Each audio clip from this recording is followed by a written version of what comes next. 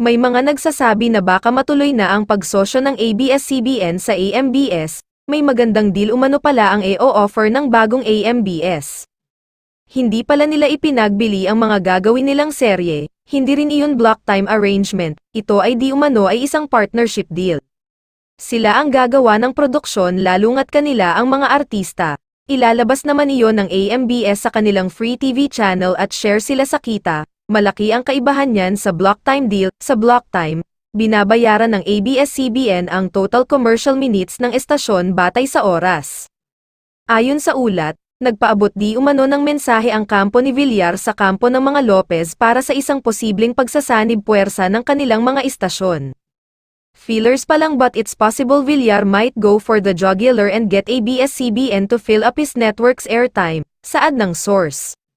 Dagdag pa ng source ng ulat, sinisikap ng kampo ng dating senador na timbangin kung interesado ba ang pamilya Lopez sa pakikipag-alyansa sa kanila dahil maaari itong paraan upang mailabas muli ang mga shows nila sa Channel 2 at Channel 16.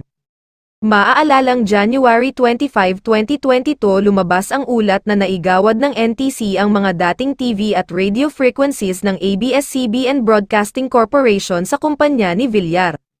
Bahagi ng pahayag ng NTC, pagkatapos ng teknikal na pagsusuri ng kahilingan ng AMBS para sa isang simulcast channel, ang Channel 2 ang ipiners na analog channel sa Mega Manila ng Digital Channel 16 ay pansamantalang itinalaga sa AMBS. Ang pansamantalang pagtatalagang ito ay para sa mga layunin ng simulcast lamang, at hanggang sa naka-schedule na analog shut-off sa 2023, ipinagkaloob ang pansamantalang pagtatalaga upang matiyak ang serbisyo sa parehong mga gumagamit ng analog at digital na TV signal habang lumilipat ang bansa sa ganap na digital TV.